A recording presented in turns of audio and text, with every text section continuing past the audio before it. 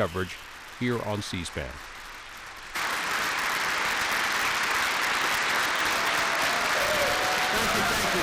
Thank you. Thank you very much. Thank you.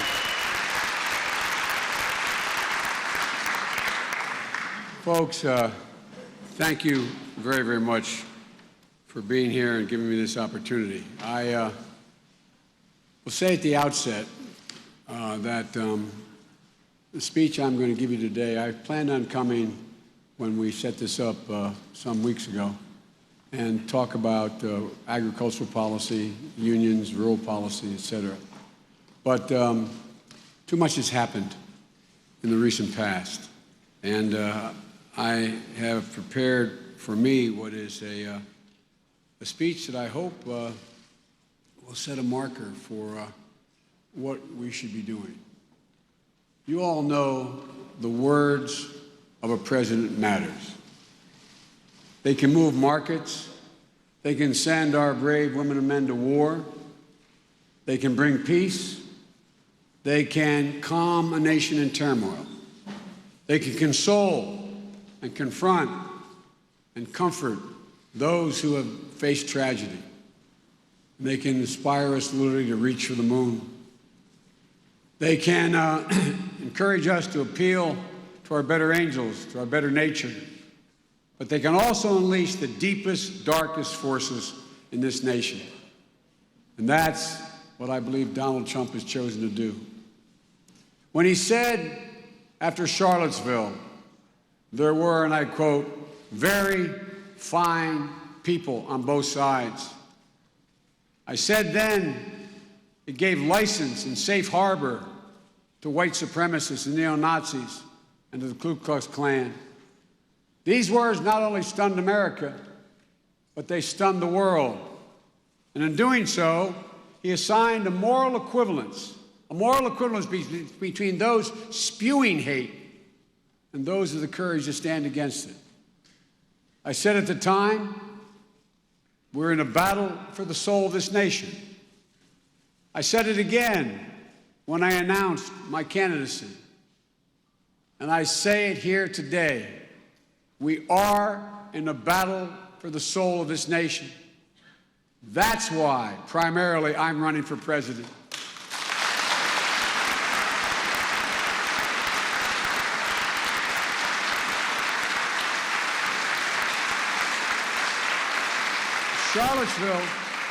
Charlottesville was no isolated incident. When Trump announced he was running for president, he called Mexicans rapists. Days before the midterm, he fomented fears of a caravan heading to the United States, creating hysteria when he said, look what's marching up. This is an invasion. He asserted that immigrants would, quote, carve you up with a knife. More recently, he called a major American city, a disgusting, rat-infected rodent mess. No human being, he said, would choose to live as though the vibrant, diverse community around Baltimore somehow was less than human. At a rally in Florida, when he asked the crowd, how do we stop these people, meaning immigrants, someone yelled back, shoot them, and he smiled. In North Carolina, he basked in the chants of send her back, echoing across the stadium. How far is it from Trump saying this is an invasion to the shooter in El Paso declaring, quote, this attack is a response to a Hispanic invasion of Texas? How far apart are those comments? How far is it from white supremacists and neo-Nazis in Charlottesville, Trump's very fine people chanting, you will replace us, to the shooter at the Tree of Life Synagogue in Pittsburgh saying, we're committing genocide. Jews are committing genocide on his people. I don't think it's that far at all. is both clear language and in code. This president has fanned the flames of white supremacy in this nation. His low energy, vacant-eyed mouthing of the words written for him, condemning white supremacists this week, I don't believe fooled anyone at home or abroad. His energetic embrace, the energetic embrace of this president by the darkest hearts and most hate-filled minds in this country say it all. When the white nationalist Richard Spencer celebrated Trump's election by declaring, "Hail Trump," at an alt-right conference where the Nazi salute was being used. In Charlottesville, David Duke, the former leader of the KKK, said, "This is why we voted for Donald Trump, because he said he's going to take back the country." After Trump tweeted his "Go Back" screed, a leading Nazi website, neo-Nazi website, said, "This is the kind of nationalism we elected him for." He knows it. He saw it. And on 8chan, a haven for radicalism on the internet, where a declaration of hate linked to El Paso shooter was posted, one commentator wrote that Trump is helping normalize the most extreme radical sentiments because his perceived authority carries so much weight. We have a problem with this rising tide of supremacy, white supremacy in America. And we have a president who encourages and emboldens it. The statistics are clear. Extremism is on the rise in America. The Southern Poverty Center finds that of the 1,020 hate groups operating in the United States in 2018, that's how many there are. They pointed out that white nationalist groups have surged by over 50%. In 2017, an active shooter with ties to white extremism claimed 135 victims and 70 killed. According to the Anti-Defamation League, all but one of the 50 extremist-linked murders counted in 2018 had direct links to white supremacists. His own FBI director recently testified to Congress that extreme white right-wing groups, white nationalists, pose the greatest threat to racially motivated domestic terrorism. And what has Trump done? He's poured fuel on the fire. He's retweeted postings from extremists and white nationalists. He's cutting funding, in some cases completely eliminating funding, initiated by the President and I in our administration to counter violent extremism at home. Trump readily, eagerly attacks Islamic terrorism, but can barely bring himself to use the words white supremacy. And even when he says it, he doesn't appear to believe it. He seems more concerned about losing their votes than beating back this hateful ideology. He says guns are not the problem in mass shootings. The issue is mental health. It's a dodge. Hatred isn't a mental health issue. I can tell you, as the guy who, along with Senator Dianne Feinstein, got the assault weapons ban and the high-capacity magazines banned in this country for 10 years, that if elected president, we will do it again. We will do it again.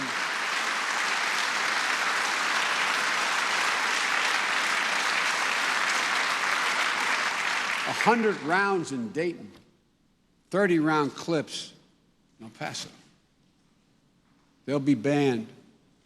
And when we do it, we'll put in place a buyback program to get as many of these military-style weapons of war as possible off the street. And we need a domestic terrorism law. We can do it without infringing on anyone's free speech, without tampering with anybody's liberties. Quite simply, we have to make the same commitment as a nation to root out domestic terrorism as we have in stopping international terrorism. I wish I could say that this all began with Donald Trump and will end with him, but it didn't, and I won't. American history is not a fairy tale. The battle for this soul of the nation has been a constant push and pull for 243 years between the American ideal that says we're all created equal and the harsh reality that racism has long torn us apart. The same document that promised to secure the blessings of liberty to ourselves and our posterity also allowed for slavery and the so-called Three-Fifths Compromise that discounted the very humanity of black people in America at the time. The honest truth is, both elements are part of the American character. At our best, the American ideal wins out, but it's never a rout. It's always a fight, and it's a battle that is never fully finished. Go back to the beginning. Thomas Jefferson wrote what many believe to be the most important document, civil document in human history. But he was a slaveholder. We've never lived up to our American ideals. Jefferson himself didn't. But what he wrote has pulled us towards justice for more than 2 centuries, and it still does. It remains this nation's North Star. Take a look at the Klan, Ku Klux Klan. After the Civil War, we saw a rise in the Klan. It was beaten down only to rise up again in the 20s. In fact, in August of 1925, 30,000 fully clad Klansmen in their robes and pointed hats marched down Pennsylvania Avenue, the streets of Washington. Imagine that today.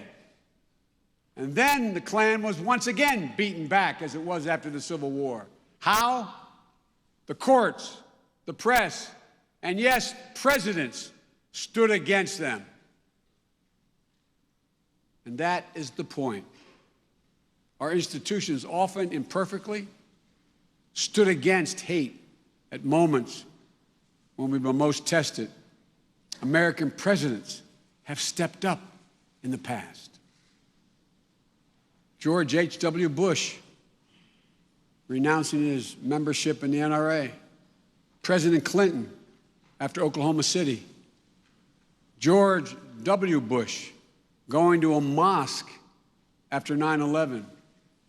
President Obama after Charleston.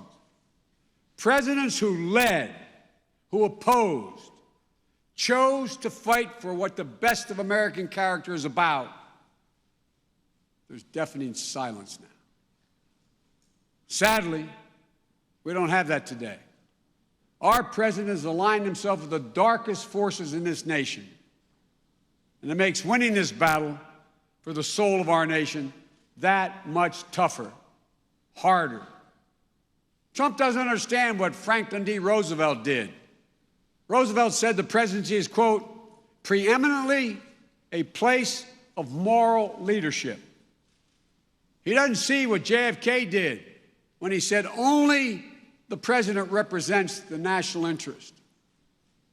He's blind to what Lyndon Baines Johnson said of the office when he said, quote, nothing makes a man come to grips more directly with his conscience than the presidency.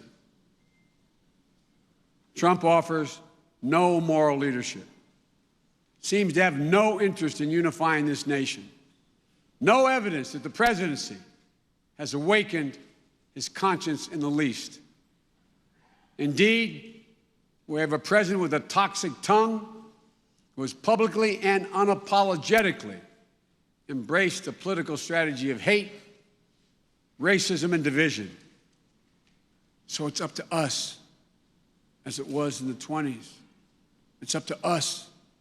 We're living through a rare moment in this nation's history where our president isn't up to the moment, where our president lacks the moral authority to lead, where our president has more in common with George Wallace than he does with George Washington. You know,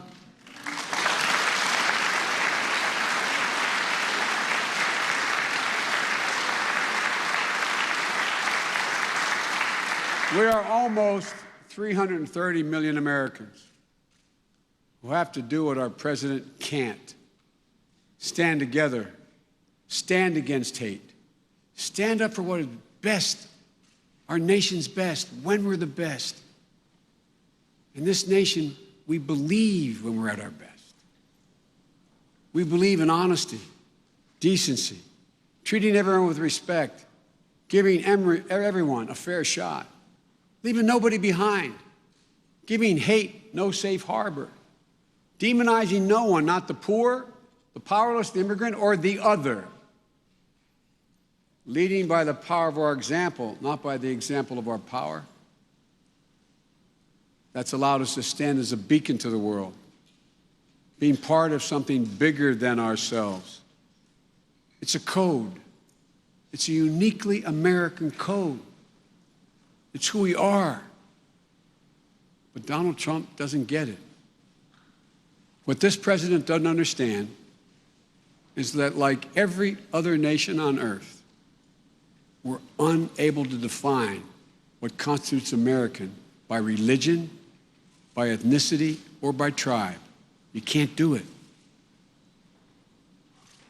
America's an idea stronger than any army, bigger than any ocean, more powerful than any dictator or tyrant. It gives hope to the most desperate people on earth. And it's not only our values that are under assault, our democracy is as well. A free press, an independent judiciary, a legislature that is a co-equal branch of government. These are the guardrails.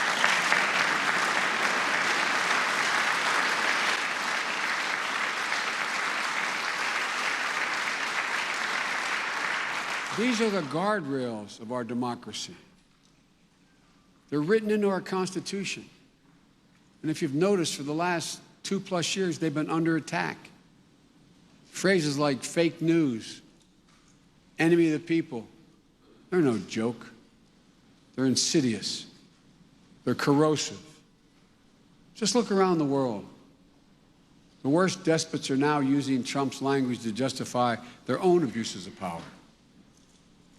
Trump is trying to weaken our institutions, the press, the courts, the Congress, precisely because they are the only checks on his power.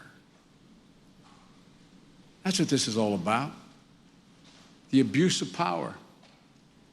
If there's one thing I can't stand, and I know you can't, is the abuse of power. Whether it's a boss taking advantage of his or her workers, or a man who raises his hand to a woman or a child, or a president who's running roughshod over everything this country believes and stands for.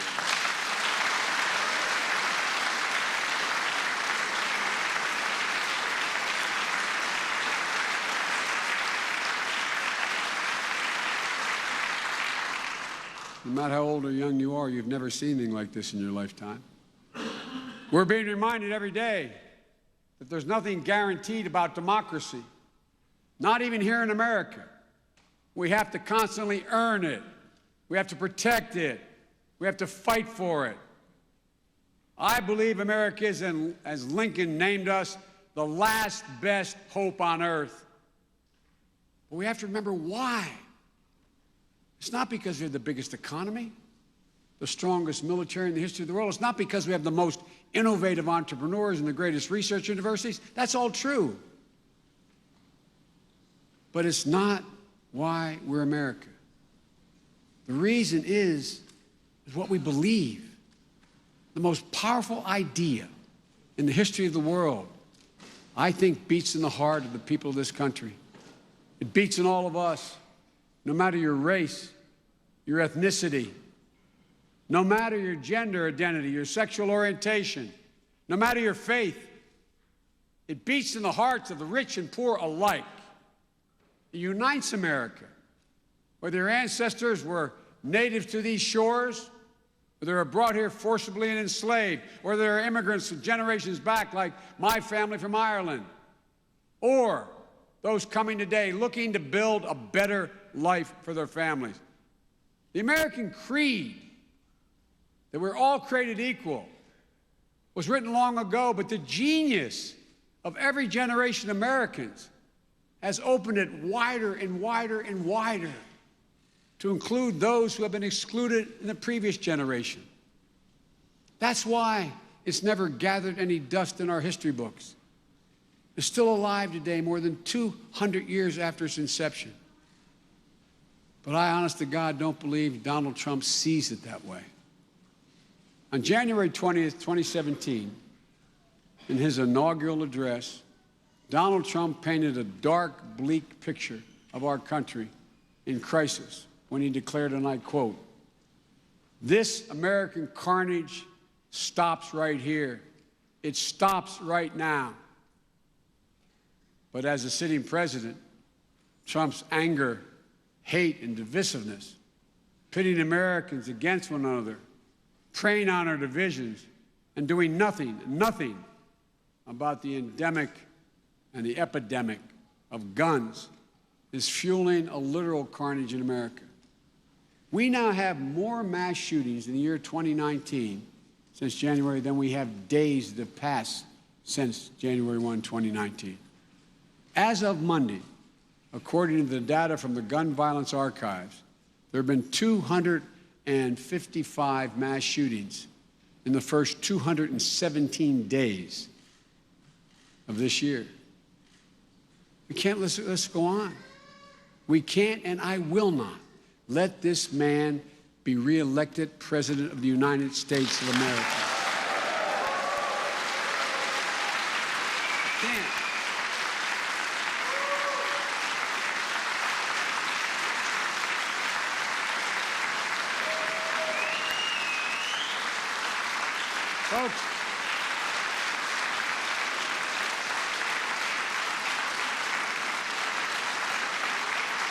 Folks, his incompetence, his immorality, his carnage stops with us right here, right now, starting in the Midwest. Limited to 4 years, I believe, and I really do believe this, that history will look back on this presidency as an aberrant moment in American history. But if Donald Trump is reelected, I believe he will forever and fundamentally alter the character of this nation. If we give Donald Trump 4 more years, this will not be the country envisioned by Washington and Adams and Jefferson. If we give Donald Trump 4 more years, this will not be the nation bound together by Lincoln. If we give Donald Trump 4 more years, this will not be the nation lifted up by Roosevelt or inspired by Kennedy. It will not be the nation that Barack Obama bends toward justice. The danger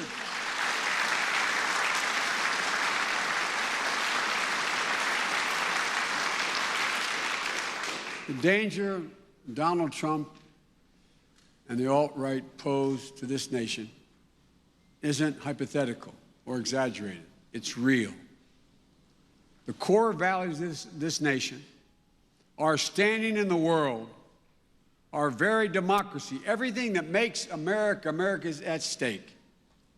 Folks, everyone knows who Donald Trump is, even the people who support him. We have to show them who we are. We choose hope over fear. We choose science over fiction. We choose unity over division. And yes, we choose truth over lies.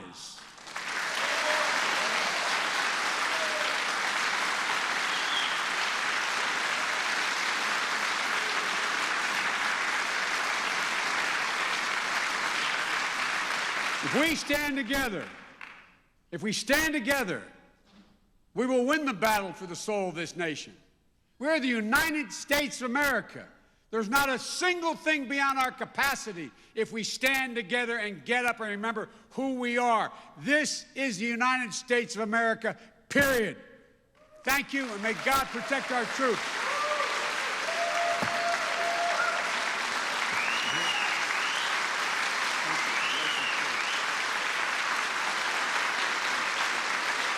Thank you, guys. Appreciate it.